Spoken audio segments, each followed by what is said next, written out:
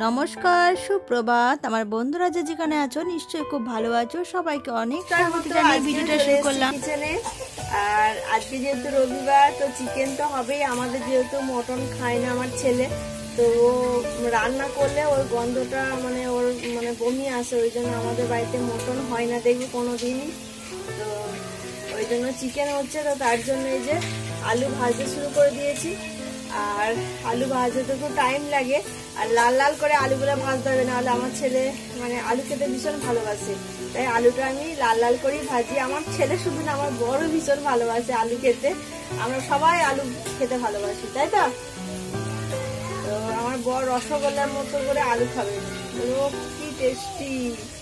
হ্যাঁ, তো এই হচ্ছে ব্যাপার। পেঁয়াজ কাটা হয়ে গেছে, মশলাটা এখনো পেস্ট করে নিয়ে করবো।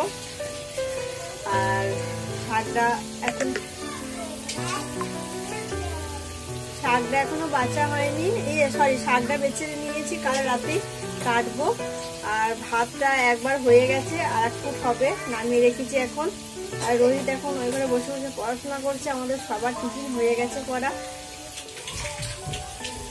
আর আজকে যেহেতু রবিবার, তাই উঠতেও অনেকটা লেট হয়ে গেছে, তাই যতটা শর্টকাটে পারা যায় করার চেষ্টা করছি।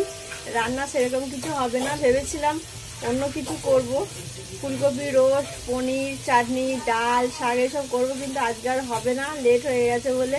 তো এই চিকেন আর শাক ভাজা করবো আর কি, এই হচ্ছে ব্যাপার। আর আমার ছেলে চিকেনের থেকে পনির বেশি পছন্দ করে, কিন্তু পনিরটা কালকে করবো, আজকে চিকেনটা করে নিই আর কি। এখানে আলুগুলো একদম লাল লাল করে ভেজে নিচ্ছি, আর আমি কোনো সেদ্ধ করে ভাজি না, ডাইরেক্ট নুন হলুদ দিয়ে মাখিয়ে ভেজে নিচ্ছি। অনেকে সেদ্ধ করে তারপর ভেজে নেয় আর কি।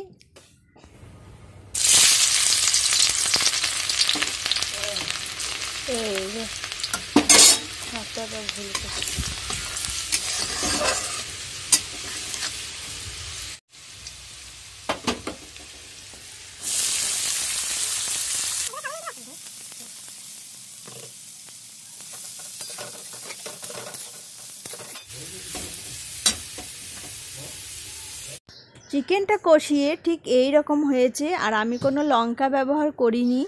এখানে টমেটোটা পেস্ট করে বেশি দিয়েছিলাম। তো আমার চিকেন একদম কষা হয়ে গেছে, কালারটা খুব সুন্দর এসছে চিকেনের। এরপর জল ঢেলে দেবো, নুন দেওয়া হয়ে গেছে।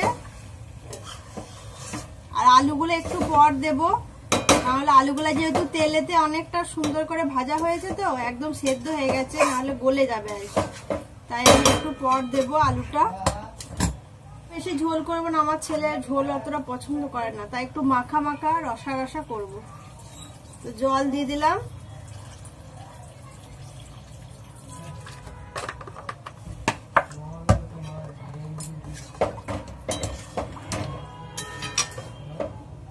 এই বড় গ্যাসটাই করছিলাম, ওই ছোটটাই দিয়ে দেবো, না হলে আবার না লেগে যাবে। একদিন কি হয়েছে, বড় গ্যাসটাই দিয়ে চলে গেছে জামা কাপড় মেলতে, এসে দেখছি যে লেগে গেছে।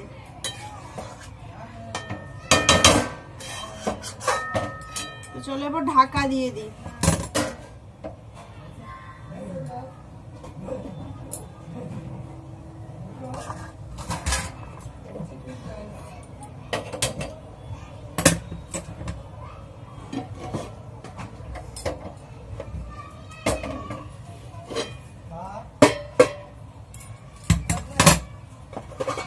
আলুগুলো ভাজা হয়ে গেছে।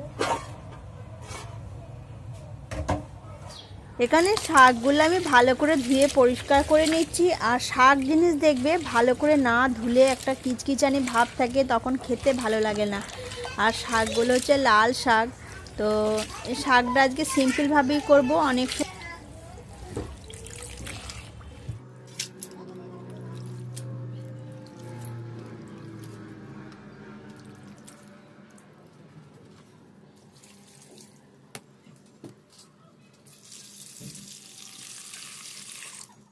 এই শাকটা হচ্ছে লাল শাক। তো লাল শাকটা অনেক সময় বড়ি দিয়ে করি, বা বিরি কলায় ভেজে করি, বা অনেক সময় পোস্ত ছড়িয়েও করি।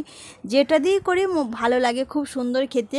আর কলাই দিয়ে ভাজা শাক আমি কোনোদিন জানতাম না, আমার মেজো যা বানায় খুব সুন্দর করে, তো আমার ছেলের বা বরের খুব ভালো লাগে খেতে। আর ওখানে দেখেছি তেল শাক বলে আর কি, বেশি করে তেল দিয়ে বানায়। তো লাল শাকটা খেতে তো আমাদেরও ভীষণ ভালো লাগে। আর এখানে দেখো বলতে বলতে রান্না হয়ে গেছে। লাল শাক ভাজা, পোস্ত ছড়িয়ে করেছি, স্যালাড করেছি আর চিকেন করেছি। চিকেনের কালারটা দেখো অসম্ভব সুন্দর এসছে, আর চিকেন কষা হয়েছে। তো জাস্ট আজকে দুপুরের আমাদের লাঞ্চটা দারুণ জমে গেছে। আর এখানে ভাত হয়েছে। আর যে কোনো শাক খেতে আমার ছেলেও ভীষণ ভালোবাসে আর আমিও ভীষণ খেতে ভালোবাসি।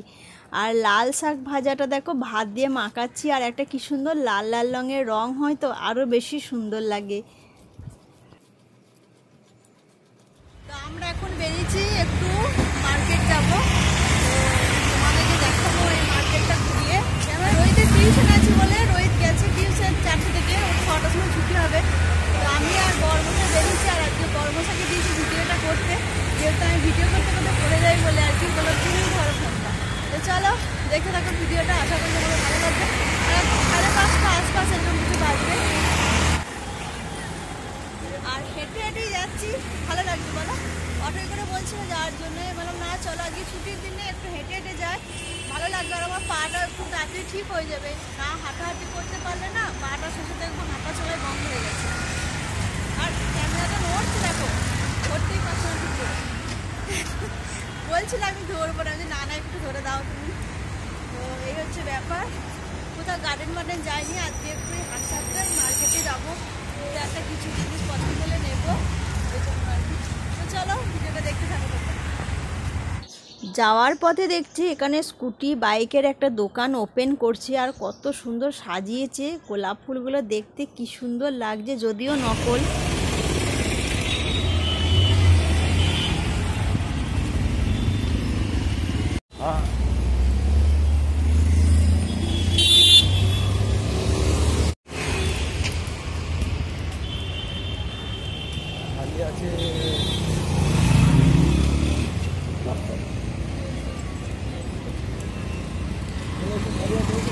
চলো নো সিগনাল। আর এখানে বিক্রি হচ্ছে নানান রকমের হেয়ার ব্যান্ড, রাবার ক্লিপ, ক্রেচার, তারপর কানেরও বিক্রি হচ্ছে। খুব সুন্দর সুন্দর ছিল। কোনোটায় 100 টাকায় 2টো দিচ্ছে, কোনোটায় 100 টাকায় 3টে দিচ্ছে। তো আমি দেখছিলাম আর কি। আমার ভীষণ ভালো লাগে এই সমস্ত জিনিস দেখতে। কার কার ভালো লাগে একটু কমেন্ট করে অবশ্যই জানিয়ে। তো নিই আর না নিই, কিন্তু দেখতে তো আর ক্ষতি নেই, তাই না? তো অনেকেই দেখছে নিচ্ছে। তো আমি 2টো ক্রেচার নিয়েছি আর কি, খুব সুন্দর দেখতে, 100 টাকায় 2টো দিয়েছে। তো ওটাই 2টো নিয়েছি আর কি। তো খুব সুন্দর দেখতে আর কি। আর একটা ক্লিপ পছন্দ হয়েছিল, 100 টাকা দাম বলছি, কিছুতেই কম করবে না। ওকে ওটাই বলছি আর কি, যে 2টো নিয়েছি, একটা কম করো। এখন দোকানেই বলো আর বাইরেই বলো, দাম সব জায়গায় একই, তাই না?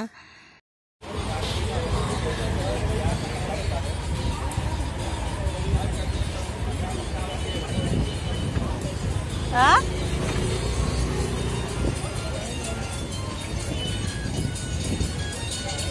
তুমি এই দিকটা দিয়ে এসো একবার।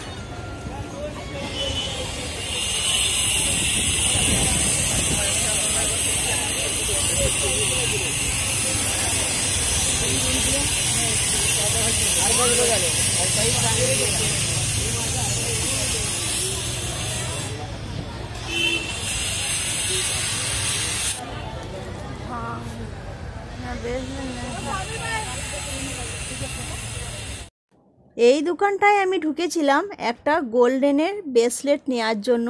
এর আগে আমি এসছিলাম, তখন ছিল, নেওয়া হয়নি, খুব সুন্দর ছিল। তো ভাবলাম চলো এসছি যখন এখানে নিই। তো নিতে গেলাম, দেখলাম নেই।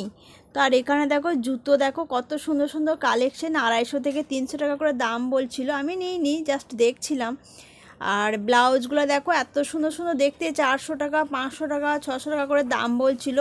নিলে হয়তো একটু কম করতো, আমি নিইনি। আর ব্লাউজের নানান রকমের কালেকশন ছিল, খুব সুন্দর। ब्लाउज है क्या? हाँ कॉटन का ब्लाउज है। कितने का है भाभी? 150 400 का 3 है। अपन दिसे ना। আর এই আগের দোকানটার সুতির ছাপা ব্লাউজ কিন্তু এখানে বিক্রি হয় না, মনে হয় যেন বাঙালি হবে হয়তো। এই দোকানটায় শাড়ি, চুড়িদার, টপ সবই বিক্রি হচ্ছে, আর সুন্দর সুন্দর কালেকশনও ছিল। আমি একটা টপ নিয়েছি, তোমাদেরকে পরে দেখাবো। শাড়িও দেখছিলাম, খুব সুন্দর সুন্দর কালেকশন। বাইরেটা এসে আমি দেখছি আর ভেতরে যেরকম কালেকশন আছে বাইরেতেও সেই একই আছে। অনেকেই হয় না রাস্তা দিয়ে যাচ্ছে, দেখবে হাতের সামনে দেখতে পেলো নিল, সেই রকমভাবে মানে যাদের দোকান তারাই সামনে এরকম ছোটোখাটো খুলে রাখে আর কি। তো সেগুলোই দেখছিলাম। আর এখনও সন্ধে হয়নি, 7টা পৌনে 7টার কাছাকাছি বাজতে যাচ্ছিলো। যেহেতু মুম্বাইতে সন্ধে হতে তো অনেকটাই টাইম লাগে, দিনটাও বেড়েছে এখন। কিছু নিয়েছি আর এই মার্কেটটা আমরা সচরাচর আসি না, অনেকদিন পর এলাম। কি নিয়েছি তোমাদেরকে অবশ্যই দেখাবো। প্রচণ্ড ভিড় এই মার্কেটটা, আমাদের বাড়ি থেকে অনেকটা দূরে আর কি। তো রোহিত ফোন করেছিল, রোহিতের স্কুলে ছুটি হয়ে গেছে, তো এরপর কিছু টিফিন নেবো। রোহিত বললো বড়া পাম প্যাকেট এসব দিতে। ওকে জিজ্ঞেস করলাম রসমালাই খাবি, বললো রসমালাই খাবো না। বাড়িতে যেহেতু আমার গোলাপ জামুন বানানো আছে খাচ্ছে, ওই জন্য দেখি কি নেওয়া যায়।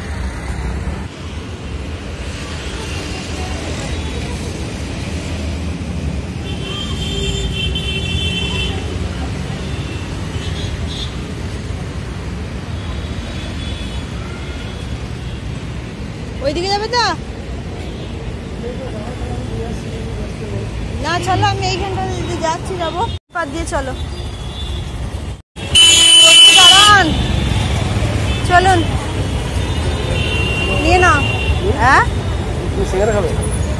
হ্যাঁ, না আমি তো ফুচকা খাবো।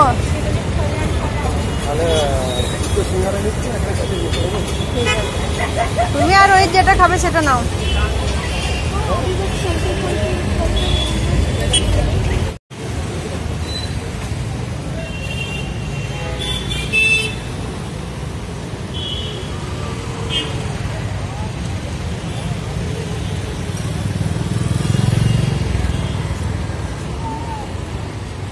এই দোকানটায় নিচ্ছে প্যাটিস আর সিঙ্গারা নেওয়া হচ্ছে।